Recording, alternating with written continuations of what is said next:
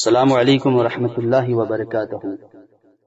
میں سید شوکت علی قادری اشرفی اناوا گجرات میرا داتار سے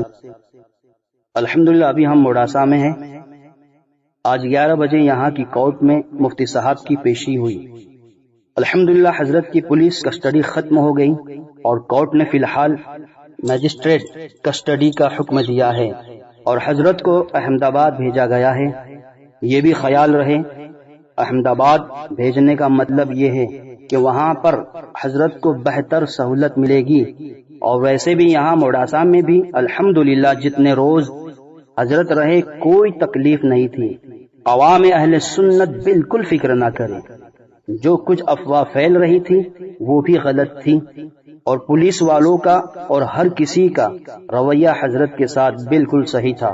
اور یہاں کی عوام بھی برابر حضرت کی خدمت میں پہنچتی تھی، اور حضرت نے روزہ بھی رکھا تو سحری اور افطاری کا انتظام بھی اچھی طرح ہو جاتا تھا۔ آج حضرت کی پولیس کسٹڈی ختم ہو گئی اور فائنل بیل یعنی ضمانت کی درخواست بھی داخل کی گئی، جس کی سماعت پیر یا منگل کو ہوگی۔ انشاءاللہ تعالی پوری امید ہے جس طرح آج بڑی آسانی کے ساتھ حضرت کی پولیس کسٹڈی ختم ہو گئی، اسی طرح انشاءاللہ تعالی فائنل ضمانت بھی منظور ہو جائے گی۔ ہم دعا کر رہے ہیں اور آپ بھی دعا کرتے رہے، اور ہمارے اس پیغام کو اور اس آڈیو کو اپنے تمام دوستوں اور گروپ میں ضرور شیئر کریں تاکہ سب لوگ حضرت کے لیے دعا کریں۔ میری بھی دعا ہے فقیر قادری کی کہ اللہ تبارک و تعالی حضرت علامہ مفتی سلمان اظہری صاحب کو رہائی عطا کرے، آمین ثم آمین۔ اس آڈیو کو شیئر